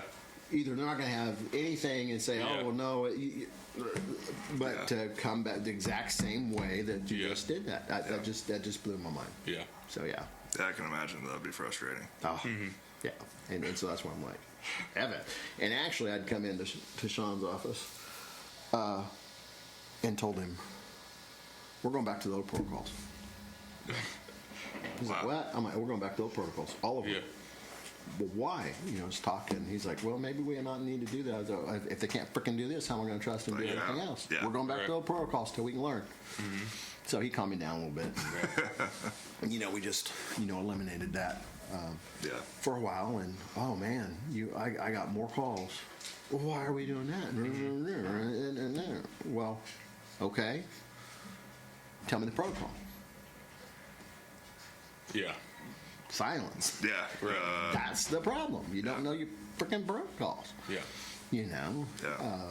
And all, and so that was still a sore spot. Yeah. For me. I can It's, imagine. And I always hated when I started at the county when I was working as a paramedic. The old guys kind of saying stuff about how they were trained and this and that, and they walked uphill and stuff. Yeah. But when I started, we had it much tougher in that, the test that we took wasn't set up kind of like mine are, where we're going over the protocol so that I know the problems we have. So I'm going to put those questions on there so we can talk about it and stuff. You failed that. You didn't get 80%. You didn't work no more. Yeah. And then they have a whole remediation thing, and if you failed that, you got fired. Yeah. Well, and there's still services today that do that. You know what I mean? County-based services. And so, when I asked somebody about a protocol thing, and they're like, "What?" Yeah. That kind of chafes a little bit because, first day, You know, you got your protocol book, and like, hey, so many days you're gonna get a test. Here it is. Well, what's it gonna be on? Your protocol. The protocol. You know what I mean? Book, And protocol. it wasn't like, I mean, it was over anything in the protocol. And, Yeah. you know, they specifically, whether it was doses or whatever, or contraindication on a medicine, they did the whole thing. And so I think we're very fortunate that I understand that I'm not just trying to weed people out. Yeah. I just want them that level of care. And so So over the people years, think critically and 100%. be able to use the brains. 100%. And if they have an issue, Yeah. what? Protocol. Or call you. Right, and that's why I put my phone number right there on the thing. Yeah. You Yeah. know? And then, because if I say, hey, why didn't you call me? I just didn't have your number. Yeah. Working in the protocol book. You get It's on the hired protocol on. book. It's Yeah. in the computer. Coleman. It's Yeah. There your it is. supervisor's It's- got it. I mean, Yeah. 100%. everybody else has it. But yeah, no, that was the biggest one Yeah.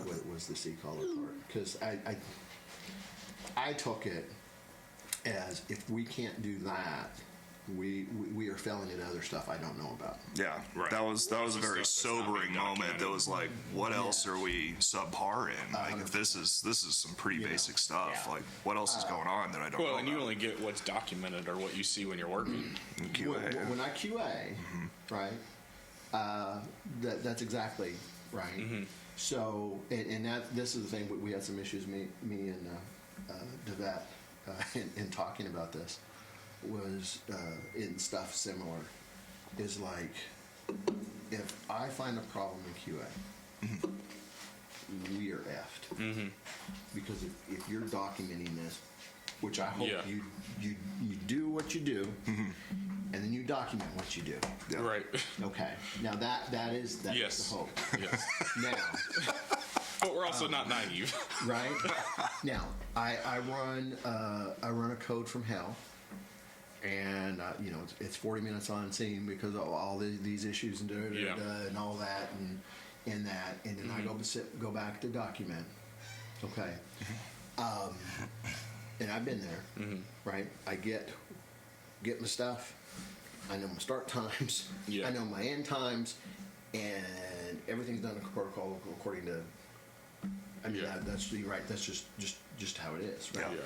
So then, if we have a problem with what we're finding on QA, Right. again, that's where I'm like, well, we have a failure because one, we don't know how to document. Yeah, we don't even know how to pretend that we're doing this correctly. And I don't want to say creative document, Yeah. but you know what I mean. Yes. That's, Yeah. You know, that's a problem. And so where in a system, you can't find those problems with the QA unless you just got people that just don't know, and it's Yeah. a problem. Yeah. Right. So where do you find it? Well, you find it by being on scene with people and the supervisors or people that are having issues saying, hey, Yeah. you know, we got issues. And that, again, that supervisor pops back up because it really is, Yeah. you know, that, you know, I've been asked before, why do you just show up on scene? You never call en route. You never do. Yeah. To evaluate people. Yeah. Right. And the other part is when I call on scene or I'm heading that way, oh, frick, Coleman's coming. Yeah. It changes this, you know, the stuff and all. Yeah. Yeah. Now, if it's something really bad, then I'll definitely let someone know just so they know they have help coming. Yeah. But I want to see. You know, I think some people don't realize there's a lot of calls. Yeah. I've been there Right. and watched. Yeah. Right. Never checked on scene, never come in, Yeah. right? Yeah. Just to kind of see how we're doing, Yeah. Yeah. right? Just to see, because Yeah. that's the other part. I'd been here about 2 years, and Danny come in and said he was getting some complaints about, you know, me being on scene and and doing stuff. Yeah. I guess someone didn't like me driving around, you know, in a vehicle. And I Yeah. said, okay. And he's like, well, so I said, well, it's part of me being a medical director. Right. I've got to evaluate people and see that. And if that's not what this county wants, that's fine. You can find a different, you Yeah. can find a different medical director. You know. That's crazy. You know what I mean? Yeah. And so, well, need to get a different vehicle. Well, that's when I went and got, Yeah. you know, the Ford Explorer and all that, all on my own dime, because Yeah. we can't do. And guess what? Still have people complaining. You know, So they were just complaining that you were going Yes. to their calls? you've got 2 trucks with 2 paramedics. Why do you need a doctor on scene? Oh. Okay, all right. You know, now I don't know who necessarily was doing that.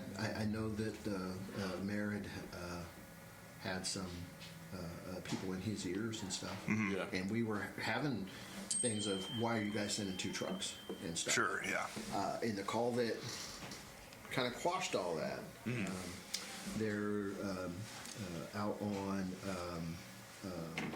Walker Valley Road, that construction site, that company right there. Yeah. Yeah. Just as soon as you get off right there, Yep.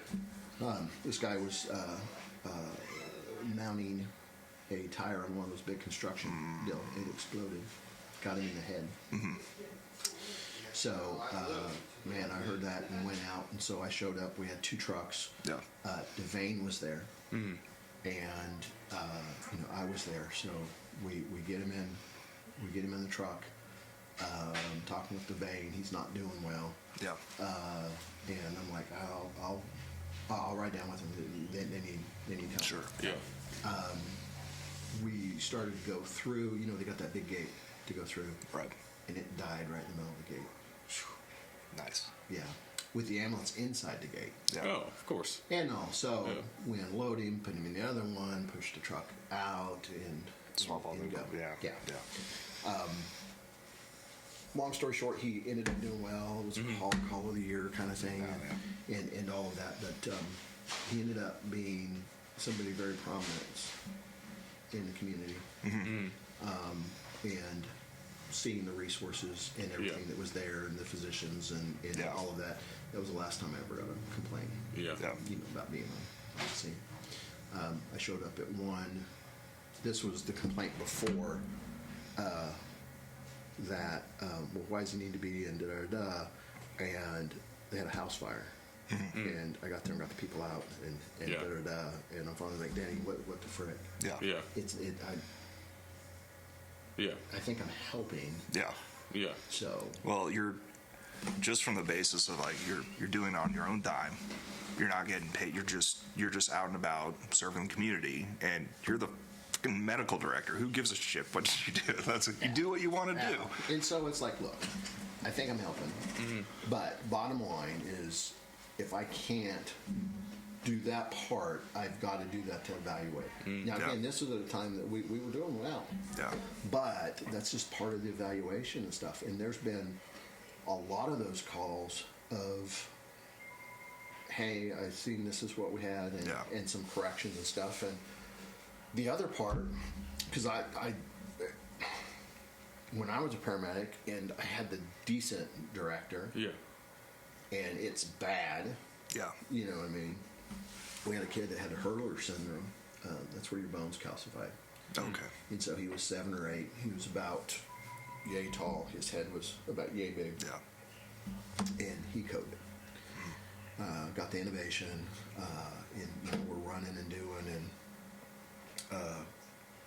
my firefighter went to go get something. Yeah.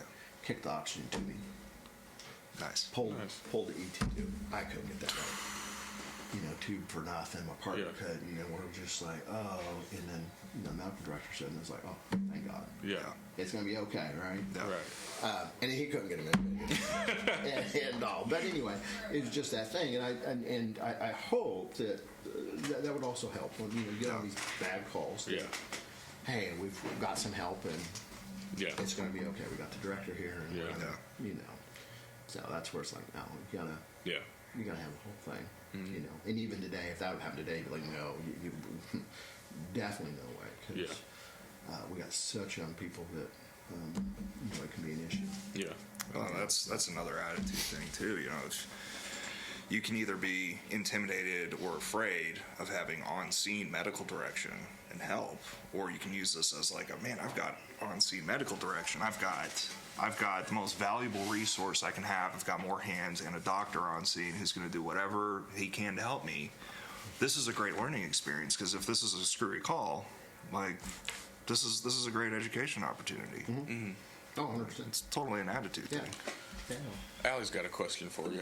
What has your most rewarding experience as a medical director been?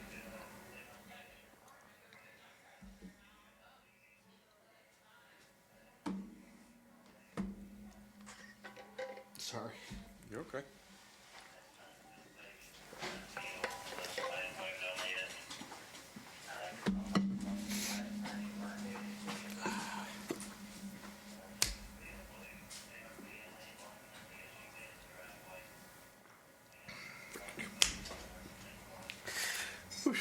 You okay? Yeah. It's that time of month. I had a call out of Charleston for a choking. It was Jones' call. And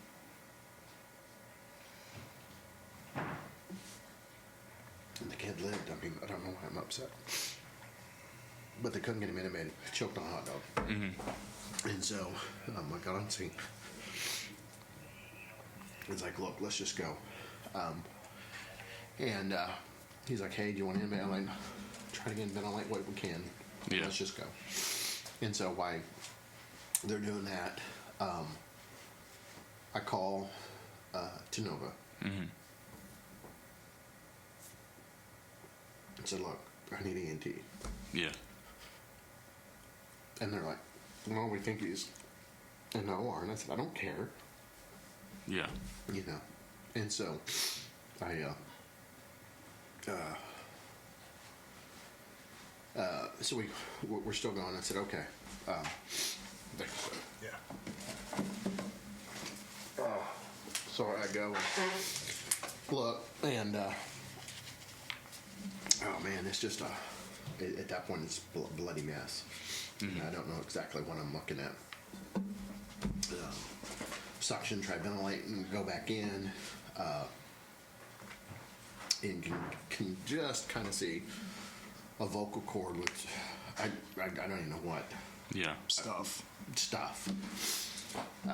but I'm able to get to there. So ventilate him, starts doing better. Get to the ER, and Visor's there. Comes in, takes a look, and gets the hot dog out. That's part of what I was seeing, but it's, Yeah. that flesh color. Yeah. And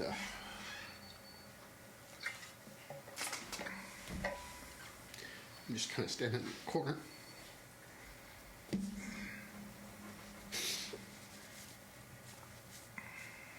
I'm so sorry, guys. You're okay, Doc. You're fine. And I'm like this on the inside. Because what's the next step? You can't get the airway. Yeah. It's like, this isn't good. Because the kid's been, I was downtown when the call came out. And like I said, it was out Charleston, kind of up by the Sonic. You take a left and up like that. And I'm like, this isn't good. And so they're getting stuff there and making arrangements there, and advisor comes by and said, hey, good job. I'm like, well, thank you. We all worked on it. And he's like, hey, if I ever need intubated, I'm coming for you. Yeah. Yeah. So, It's a big compliment. Yeah. yeah. Admit. I'm sorry. You're okay. It meant a lot to me. Yeah. Through all this, the training and all that. to see that I made a difference. Yeah. You know, it was a big thing. And the kid did great. Yeah. You know what I mean? Ended up being, call of the year thing too and all that. Yeah. But yeah, that was the most rewarding. Yeah. It's awesome. We get back to that burnout part. Mm-hmm. We do this every day. Mm-hmm. And we get upset because it's the 5th call of the day. It's the back pain. But Yeah. we really can get people in their worst situation. The worst. Mm-hmm. You know what I mean? Yeah. And they don't care how many trucks we got on the street. Right. They don't care, any of Yeah. that. They just want us to do, what we do. Mm-hmm. And it's not often we can do that and everything goes well. Yeah. You know what I mean? Because, let's be honest, if we were looking at this as a resource thing, Yeah. we wouldn't run codes or do any of this stuff. Yeah. We would just say, hey, that's it. That's it. But I don't agree with that. When it started, I was working there about a year, and we went ahead and took blunt traumas, made them code black. Yeah. Yeah. And the reason being was 3% survive. Mm-hmm. Yeah. And I'm like, well, fuck, guys. Yes, 3%. better, Yeah. better than nothing. Right. And most of these guys, we're not talking your 90-year-old guy that, yes, we're talking 16, 18-year-old people that go out and be stupid. Yeah. And I'm like, 3% is much better. So I always had a problem, Yeah.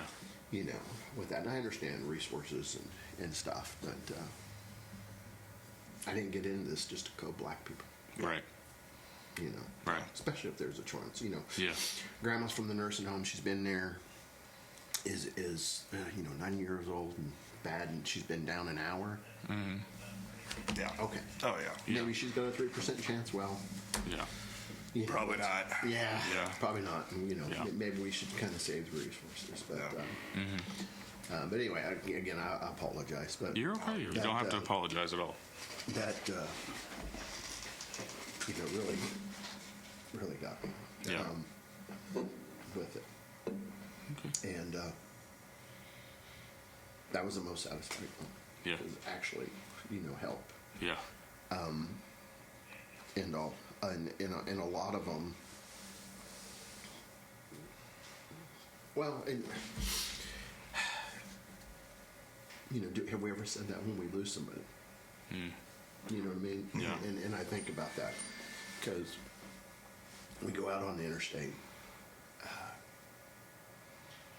and it's bad, and we do the same, and we get the people, and we get them just de novo, and they're pronounced, but we've done the same care. Mm-hmm. You know what I mean? Right. And we should be satisfied with that, Yeah. right? 'Cause Yeah. we've done it. Or the 2-month-old that doesn't, it's a SIDS, and we do Yeah. everything. We should be satisfied. Yeah. Yeah. Like I never. It's not a failure.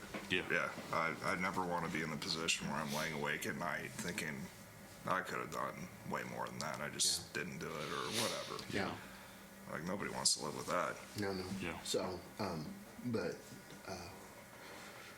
and right, we don't talk about those. Mm-hmm. No, we don't. Early on, we called stylet sissy sticks, Yeah. right? Yeah. And I did it too. And if someone used it, Yeah. I braid them. You should be Yeah. good enough to, Sure, do. yeah. And because what you can always, back up and do that if it's really that hard. Yeah. kind of stuff. In that call with that hurlers guy, so they pulled the tube, and I'm like, I've got it once, so I can do it again. Yeah. And so got stuff ready again. Went in and saw the cords, clear as day. You know what I mean? Went to push it, and I couldn't make the bend up enough Yeah. on it, you know. And oh, that's fine. I'm gonna reposition. Yep. No chords. Yeah. Reposition. No chords. Yeah.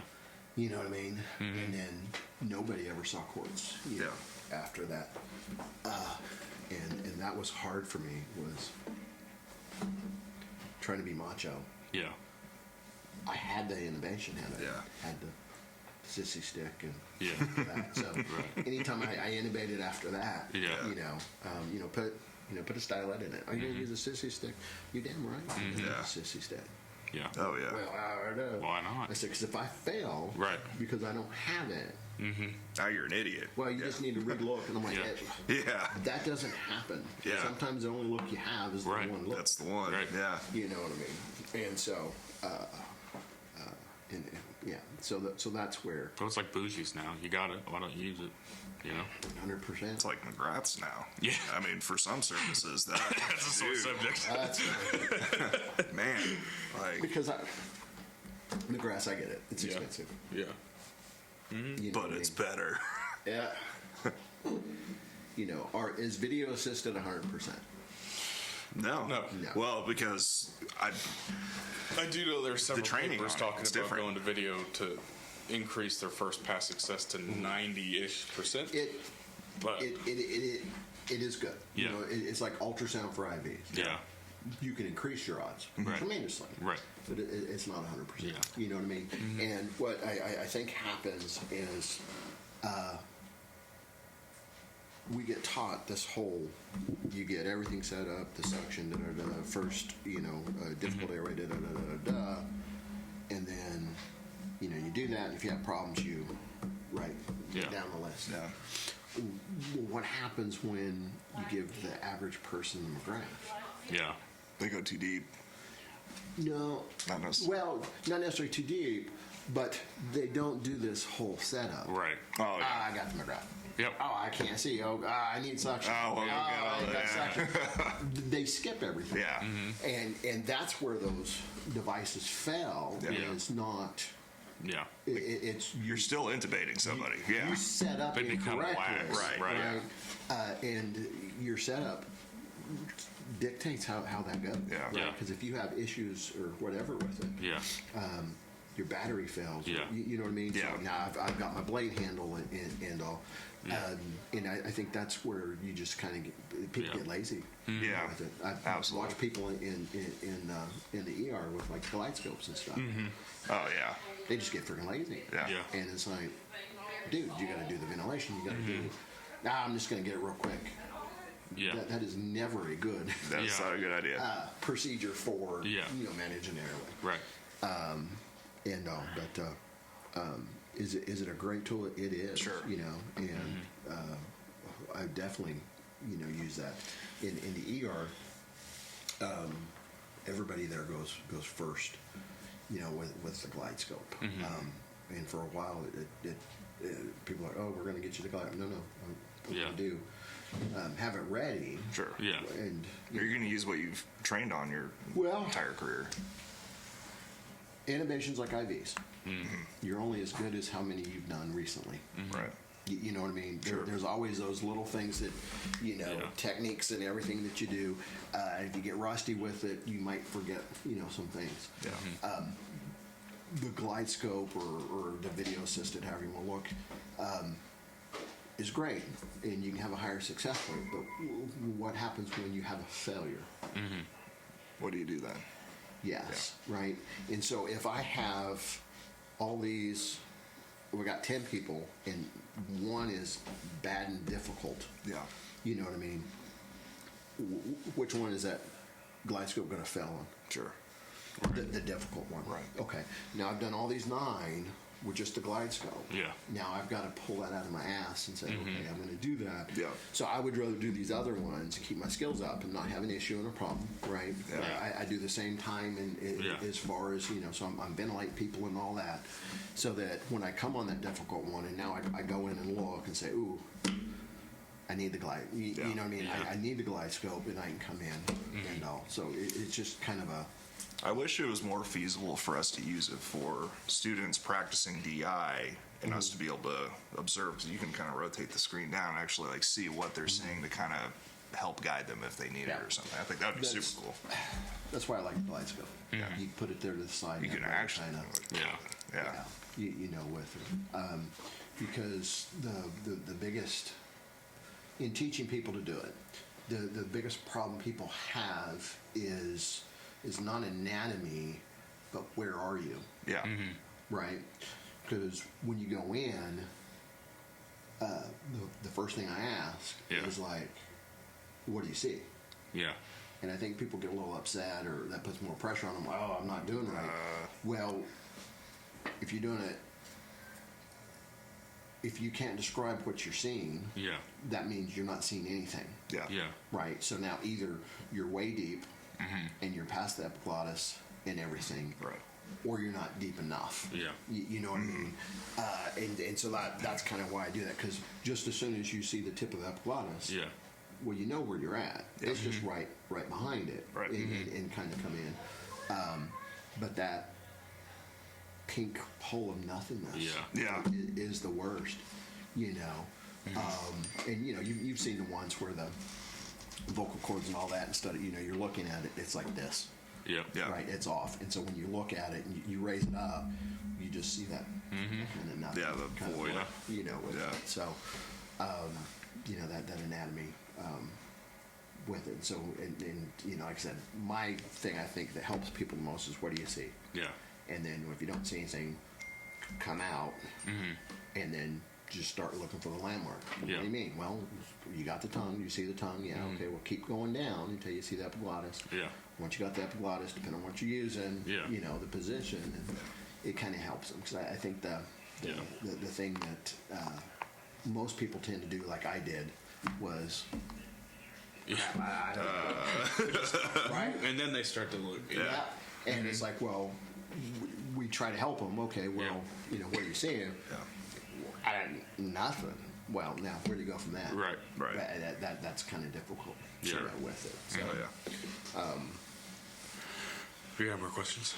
Yeah, just one last closing question, I guess, is what is the most important thing you want people to remember?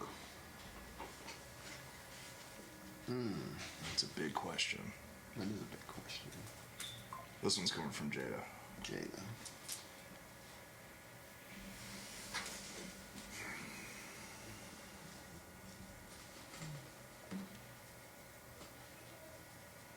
I'm assuming about me. About you, about something you've taught us, something you've showed us. Well, about life what we need to remember in doing this job. It's a pretty vast question. Yeah, I know, and there's a couple. I got a couple answers, and we've touched on all of it. You know, my first thing is that I just want people to remember that when you're treating somebody, good, bad, indifferent, just to remember to treat them like you would your family. Yeah. You know what I mean? And to do what's right by them. Because if you do that, it's not a problem. Right? 90% of the issues that I've had here with people and treatments and all of that, those two things wasn't done. Right. Yeah. You know what I mean? Yeah. And then we come in and, you know, we try to retrain it and do. But if you just remember that, you know, if, you know, this is your mom, what would you want that medic to do with your mom? This isn't a call, this is a person. 100%. Yeah. You know what I mean? And no, because again, it doesn't matter what the protocol is, right? Or what they end up, whoever comes back on, you know, to do this, it doesn't matter. You're still going to do, and you have that level of care, which, you know, before,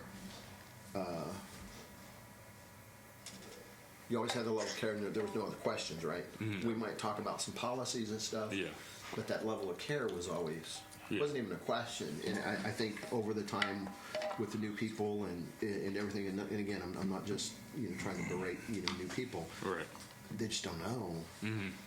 That's come to a point to where that can affect the level of care that we're given. Yeah. You know what I mean? Absolutely. And so, in the future, just because that's what I try to do. Yeah. In the emergency department also. You know what I mean?